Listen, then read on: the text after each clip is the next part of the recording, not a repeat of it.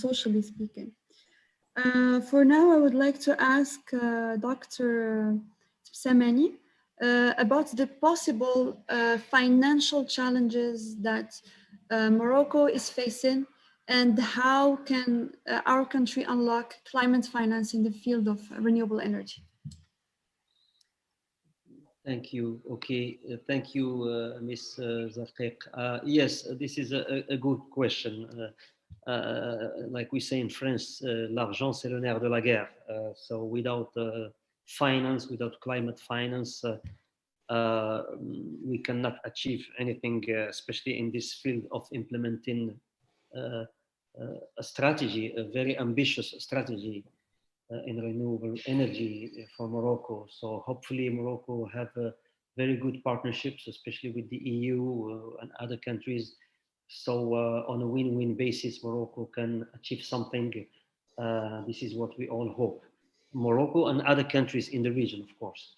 So first of all, I would like to raise a particular challenge, the overwhelming process that some countries in our region need to follow in order to see some funds coming, especially in the energy sector with national development focus. For example, the GCF, the Green Climate Fund, which is one of the #1 financier when it comes to implementing the Paris Agreement. So those countries, by having these challenges, it push them to step back and seek some other sources of climate funding with easier access, to say it in this way. So in this regard, I would like to raise attention of the EU, some EU decision makers, of the double opportunity for the Green Deal's climate target plan to be successfully deployed by filling the funding gaps countries such as Morocco are facing, and engage the EU with those countries in project of mutual benefit. So this could be achieved by slightly downscaling eligibility criteria, so those cooperative projects can boost EU's climate action on a win-win basis. So opportunities to help secure climate finance to overcome financial gaps in the energy sector do exist, and they need to be seized. Several actions need to be considered. They are related to governance, policy, institutional, and human development. Concretely speaking, I think climate finance can be dealt with at the national, but also at the subnational levels, based on specific and/or tailored approaches at the various levels. These actions, and that could be some recommendation if I can make, that I can make. First, proactive implication of the private sector in financing the energy sector, and supporting projects considered at the interface between mitigation and adaptation. That's one of the key elements where having some GCF funds are not successful. Align project with national priorities that are coherent with sustainable development.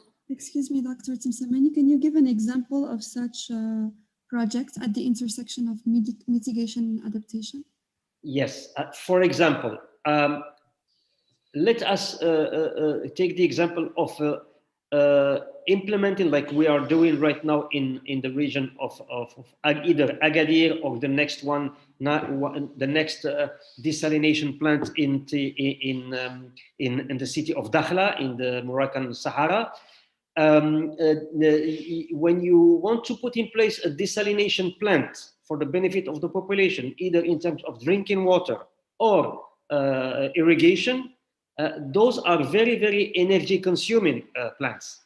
Now, what we are doing here in Morocco is what we call the nexus, water, energy, food security nexus. So those plants will run or will be powered by renewable energy. So in both cases, it will be solar or wind in the case of the power plant of Agadir, which is almost ready now to be launched. So those are examples of mitigation, because when we use a desalination power plant associated with renewable energy, you mitigate, you don't use fossil fuel energy, so no CO2 emissions.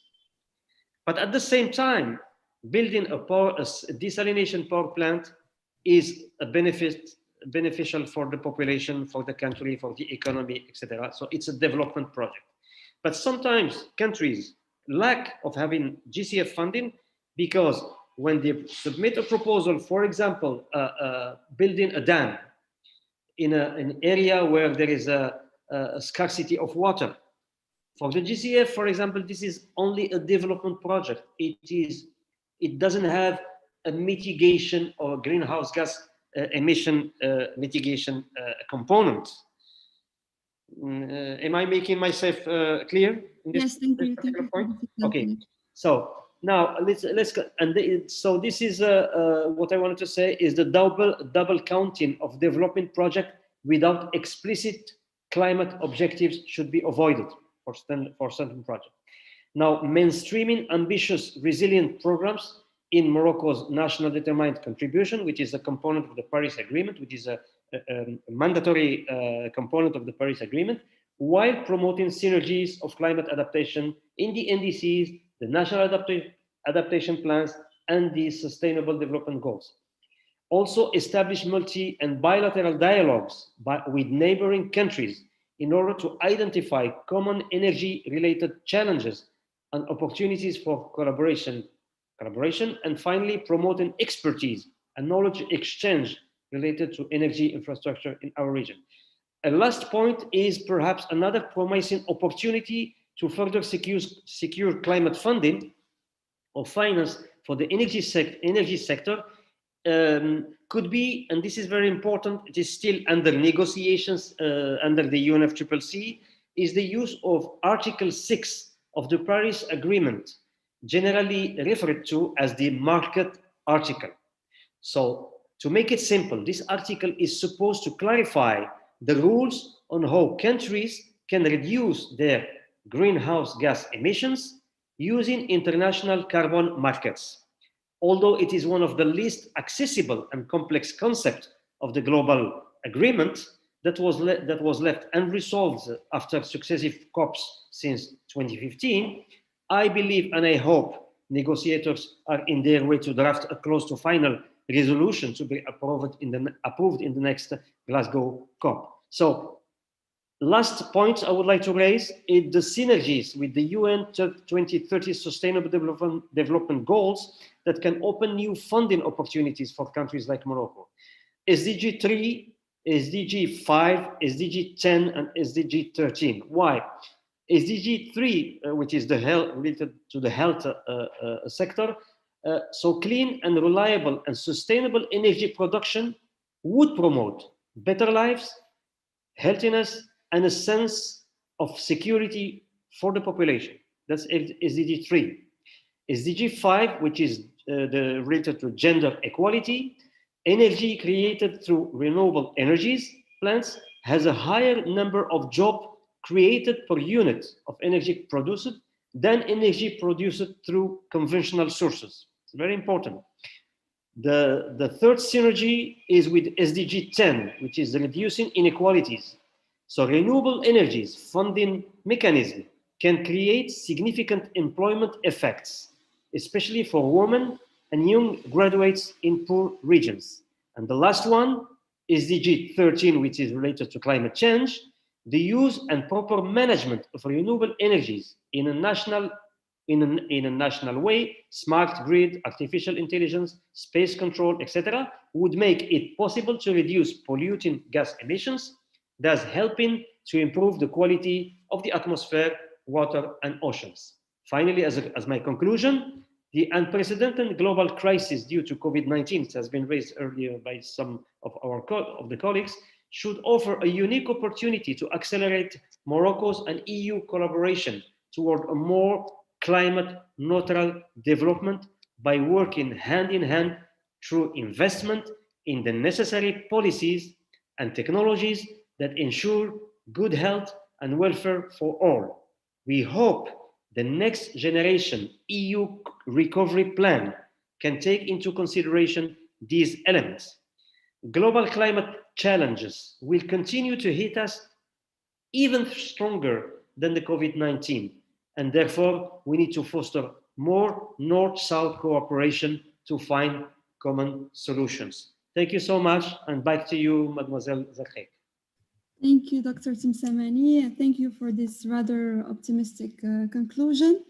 At the beginning, you talked about the overwhelming financial challenge that some countries like Morocco faces for financing climate funding or renewable energy funding, etc. Now, very quickly, Anita, if you could shed the light on who has been excluded from the policy discourse at national, regional, and